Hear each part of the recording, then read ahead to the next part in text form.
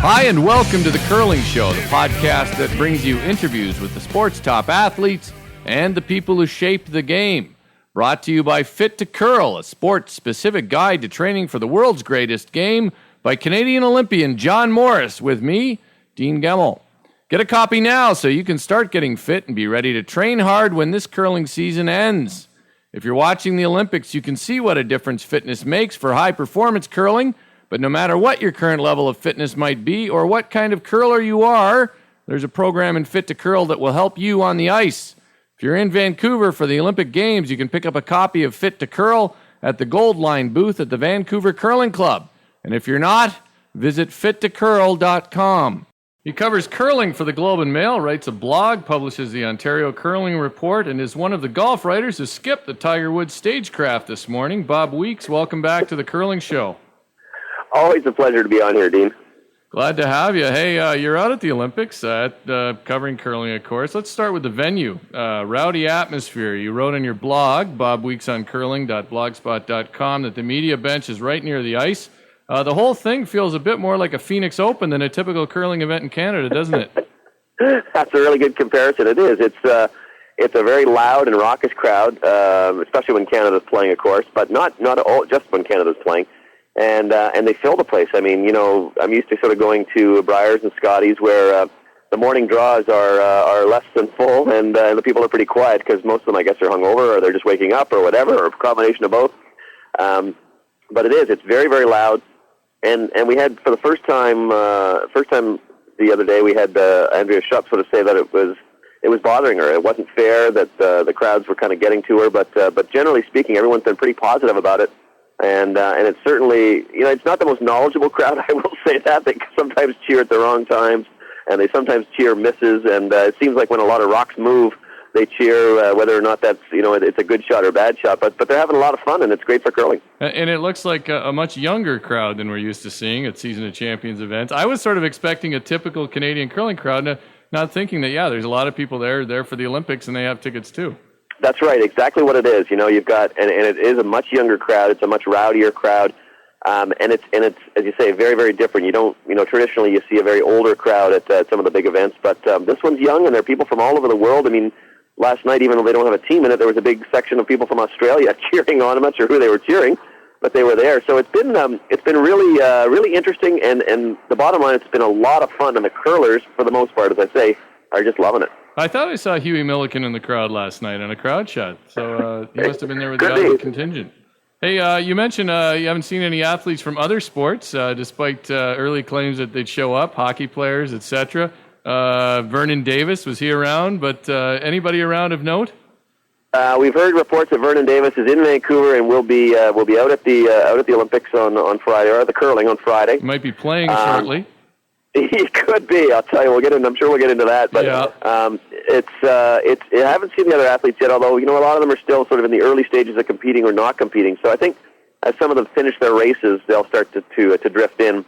There's sort of a very small area for the athletes to come and sit. There's maybe 40 or 50 seats. So I think that could be a bit of the issue as well. Hey, you wrote about the opening ceremony and actually called it on your blog the craziest thing I've seen here so far. Tell me, it was bizarre. They had the opening ceremony before people were in the seats, I guess.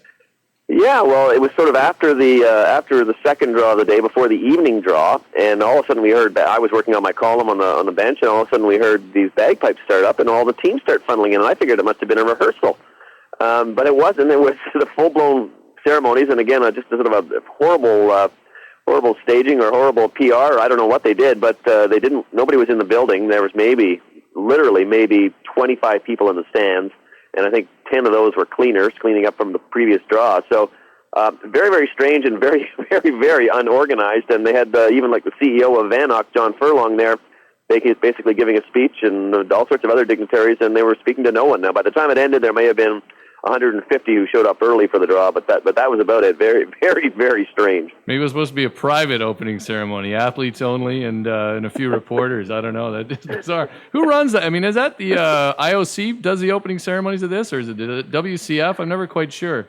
It's kind of a combination of the WCF and the organizing committee here in Vanoc. So I think they kind of combined to run the thing, and I'm not sure if they just kind of didn't figure it out or forgot the timing or what was the problem. We never really got a straight answer out of it, but it was. I'd have to say it was pretty embarrassing for everyone involved in it. Hey, let's talk about the two Canadian teams here quickly. Almost running true to form. Martin, fairly dominant here early, tested against Norway, but really one bad shot against Norway was what made that game close. And at the same time, Cheryl Bernard doing her usual 10th and 11th end heroics. Anything surprising out of that? I do think, to me, it looks like Kevin Martin's about as comfortable as I've seen him at an international event, although I guess we'll see what happens when they play Great Britain and go from there. Yeah, it's Martin does look good. He looks very, very good, and I think the key really to that team, and I always believe the key to that team is John Morris. As John Morris goes, so goes that team. And that's you can make that claim for a lot of curling teams as well. But I think John has played exceptionally well. Mark Kennedy has been no slouch either. Ben's been awesome, but all four of them together, as you say, look very comfortable. I think they put a lot of thought into how they kind of wanted to come in here. They saw the venue a couple of weeks ago just to get comfortable. They've sort of been guiding their training to kind of peak, and a lot of people were sort of worried when they underperformed at the Grand Slam event in Guelph. But they seem to be right on stride. They like the ice. They seem to figure it out.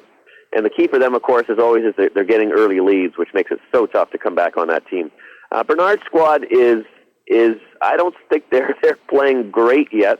They're playing well enough to win. They probably should have been beaten by Japan if the Japanese had played a little smarter 10th end. I don't think Cheryl would still be unbeaten, but the fact is, they're still winning. So we've seen this before, as you mentioned, and I'm expecting them to kind of improve. But they're in a much tougher field. I think, as everyone who follows curling knows. I mean, it's not going to be as easy for them as I think it will be for Martin. Not that it'll be easy for either of them to actually win this thing. It is so wide open on the women's side, although I do think watching Norberg-Muirhead, that was a clash of two great female skips. All kinds of shots I thought made in that game at big times that we often, and I don't mean to sound sexist, but we just don't often see from women players. Angle picks and crosshouse doubles and everything else. Yeah, and you're seeing. I'm noticing a lot more of the women are able to throw bigger weight, which kind of allows them to play those kind of shots. They're never going to be able to throw it as hard as the men, but they're certainly gaining in that department, and that's helped them a lot. And you're seeing a lot more aggressive strategy now. I think the women who play well, not just in these Olympics, but all over right now, the women who play well are the women who aren't afraid to get aggressive. And the teams here, it's the same thing, especially Norberg, especially Muirhead, especially Bernard. They might wait a couple more ends than say a team like Kevin Martin, but they're getting in there. They're not afraid to mix it up, because I think they've kind of shed that tag of playing not to lose rather than playing to win. What about David Murdoch's Great Britain rink? It sort of seemed like a sluggish start. I haven't been able to watch them much, but I guess they did come back and win last night. But story is that they don't seem to be firing on all cylinders. No, they don't look comfortable as compared to Kevin Martin's team, which does look comfortable. These guys out there, I thought would come in here just on fire because of their record sort of in the last few weeks and months coming in. But they seem to be just struggling just a little bit, and they don't. I don't know what it is, but they don't seem to get too fired up. And I was kind of happy to see last night that David Murdoch kind of was getting a little riled. He was punching the air when he made good shots, and I think that's the kind of emotion that the Scots need, Great Britain or whatever you want to call them. I think that's what they need to kind of charge their game up, and it's been lacking a little bit so far. They're not playing horribly, but they're just underperforming for what we expect right now. But I think they're starting to catch their stride now, so watch out. We'll see what happens. Yeah, they are a team, they're slow starters in the season, and they're often slow starters in events, so I wouldn't be surprised to see them start to play better and better.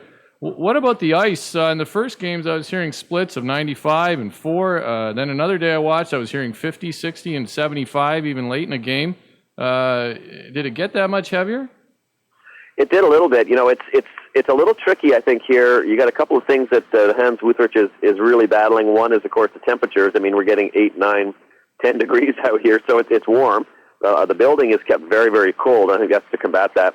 And the other thing is, you get these big crowds that come in and start to cause a little heat, and that happens at every event, of course. But the crowd is so much closer here to the ice than you see at most arenas, because this is sort of a I don't want to say jimmy rigged setup configuration here, but it isn't a traditional kind of hockey arena transformed.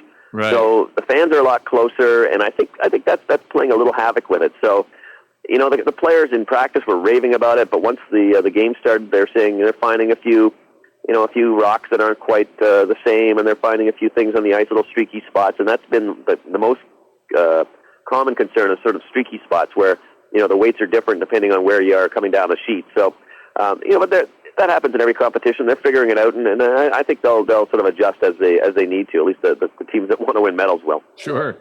Hey, you pointed out some issues with the draw on your blog as well. Murdoch on the same sheet with the same rocks, 2 games in a row, and I still don't know why sometimes they only have 3 games on the ice at a time. But I guess my wonder is there doesn't seem to be at the same time. There's no draw master. I don't even know who made the draw, and you weren't quite sure either. It seems like just like at a U.S. Open golf tournament when they talk about who does the setup, you think they'd talk about who did the draw. Yeah, I mean, even Murdoch was absolutely, stunned when he said, he looked at the schedule and saw he had the same sheet and the same rocks 2 games in a row. Cheryl Bernard was on the same sheet for her first 2 games. Yeah, it's like a one-day spiel at the cricket club or something. Yeah, exactly. I mean, it's very strange, and I'm not sure if it's just people who made the draw aren't familiar with curling. You'd like to think that obviously somebody like the WCF is doing it or something, but I sort of asked around, and nobody seemed to know where the draw came from. So it's a little unusual.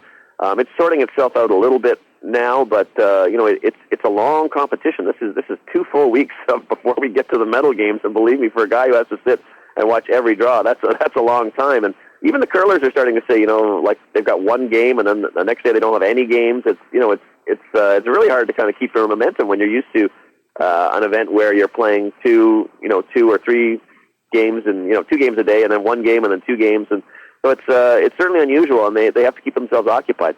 Yeah, I thought it was bizarre going in, and it seems more strange to me as it unfolds. Hey, it's painful, but I have to talk about the Americans. 7 games in, no wins at this point, and it's probably not going to get any easier for them now. I guess, on the one side of it, you look at Schuster's team, and they could easily be 3-1. I think, John just looks like he has 0 confidence on the ice right now, and that's honestly, from when I've seen him on the ice, if he had one asset of anything, it was confidence. Now that's gone. I don't know what they do. Is there talk that they're going to put Chris Plies in the next game? There was a little bit of that back and forth. Again, like you pointed out, they've been close to winning 3 of their games, and probably should have won 2 of them at least. Yeah. John just last shots. John's been missing, and he seems to be rushing when he gets into a clutch situation. He doesn't spend much time thinking about the shot or playing the shot. And I don't know if that's his normal MO, but there certainly doesn't seem to be any kind of a pre-shot routine like you get with someone like Kevin Martin. He goes through the same sort of situation the whole time, like a golfer does. But he really just seems to be kind of uncomfortable, and the losses are starting to sort of mount on him. You can hear that. Right. He talks about he's apologizing to his team, and he's just not feeling good. And even though they're sort of talking about playing a good game and everything, and playing, going to keep out fighting, but I'm not sure if there's a lot of fight left in them. The women's side, again, the same sort of thing. I'm a little bit surprised at some of Debbie McCormick's calls, to be honest with you. Yeah. Not that I'm a great curler by any means, but I think some of the strategies she's been employed, they seem to get in trouble a lot early and give up big ends. So I'm not sure there either. I think they could be a little bit better. And I did have a talk with some U.S. curling officials, and I will stress this is just kind of idle chatter, but they were sort of talking about maybe they should be going to more of a selection system. Like the Scottish use, and pick players and form a team rather than have a play down, because they said they just don't have the depth that Canada does, a country like that, to sort of form teams and get a really good squad out there. So I don't know, it's easy to point fingers once you get into a situation where you haven't won any games yet. So I think everyone sort of needs to wait for this competition to finish and then see where they are and then make some adjustments based on that. Well, and the reality, that's always a discussion in the United States as a selected team. But the reality is, if they'd selected a team, they probably would have picked McCormick's team. And if they'd selected a men's team, probably 2 of the guys on it would be Schuster and Plies. So it's not Yeah. like there's a bunch of all-stars sitting at home. I mean, sure, maybe Pete Fenson makes those shots that John's missing, but the reality was he wasn't last season for whatever reason. So, yeah, I don't know. It's curious. My honest feeling, Dean, is just that the United States should be a lot better than they are. Right. And I'm not just saying in this competition, but in terms of, we got a big truck moving in here. Sorry about that. I think you're about to get hit by a truck, actually, Bob. But they really should be a lot better, and that's the bottom line for me. There are too many good curlers in the United States, and they're too big of a curling nation to kind of underperform at this level. Yeah, probably fair.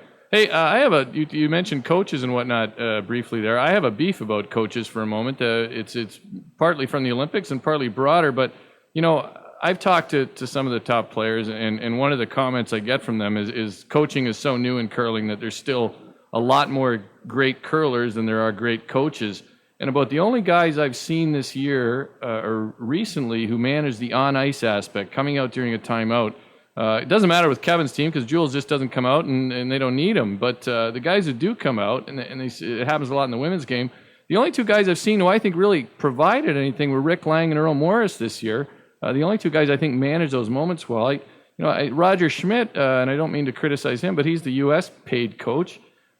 He came out and asked Debbie at one point if she'd seen any shots down one side of the ice. And I sort of thought, geez, what's he been doing back there? He should probably know that. Rick Lang comes out and actually asks Christo to show him the ice, which I think is a brilliant idea. What's your take on coaches and how they manage the timeouts? Well, I've seen a lot of things that I don't like, and I wouldn't. If I was a curler, I wouldn't like where coaches come out and basically tell the players what the shot that they should be playing. And I think your job as a coach in those timeouts is to be a facilitator, is to kind of get them to think clear. The curlers are playing the shots; they know what's comfortable, they know what they perhaps should be doing, and I don't think you suggest a shot unless you're sort of asked for it. But I think really it's just to kind of clear things up and say, what are you trying to do? Where do you want to go? What are the best positions here? And there are some guys who do it very, very well, as you point out, and there are some that that aren't very good at it. I think David Hay for Great Britain is an excellent coach and maybe the best in the business. I mean, he is writing all sorts of notes. He's taking little diagrams of where the shots are and things like that, and he manages those things really well. Now, of course, he's got that experience of being a high-level curler, so that helps as well. And I think that's key for a lot of these coaches. A lot of them maybe don't have the experience. Roger Schmidt does, but it was a long time ago. But I think the coaches really can really be as harmful as they are helpful if they're not careful. Well, yeah, and one thing I like that Rick and Earl do, they come out and don't try to talk the players into a shot, but outline the risk and reward of each option. And I saw that a bit of the Scotties, too, where coaches would walk away and the teams were actually sort of confused, more confused after the coaches left. But exactly. Anyways, I think we still have a ways to go with coaching and curling. Hey, you mentioned Germany's Andrea Schopp, or Dr. Andrea Schopp, as she's known to some, I guess, complaining about the crowds. Is she as charming and pleasant off the ice as she is on it?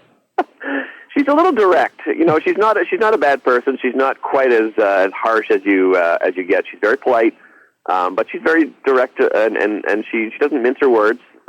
She'll tell you what she's thinking, which is in some ways, as a journalist anyway, it's a lot better than getting the backs to the wall 110% kind of quotes that you get.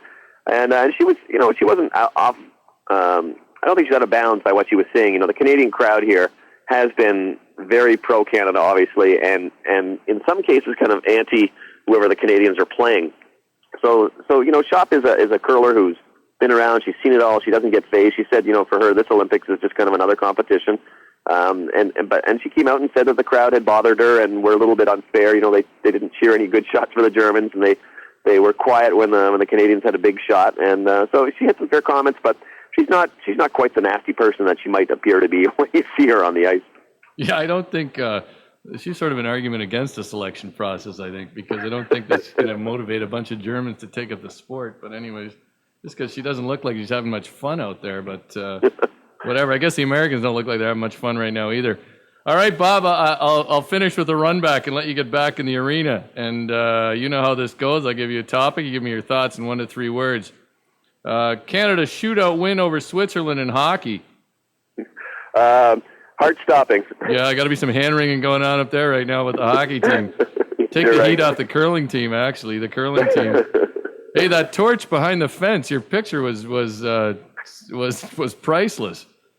That's nothing short of embarrassing. I mean, I don't know who didn't think people would want to see the torch, so that's what that is, embarrassing. I would really suggest people go to bobweeksOnCurling.blogspot.com because your photo is great. That torch may as well be here in New Jersey at the port in Newark. I mean, it's that's what it looks like. That's what it looks like. The Vancouver green and the 12-foot rings. Boy, ugly, I think, and getting a lot of attention. Maybe that's what they were after, but I hope it's the last time I see green rings at any curling event. Don Duguid's still in the booth for NBC Sports.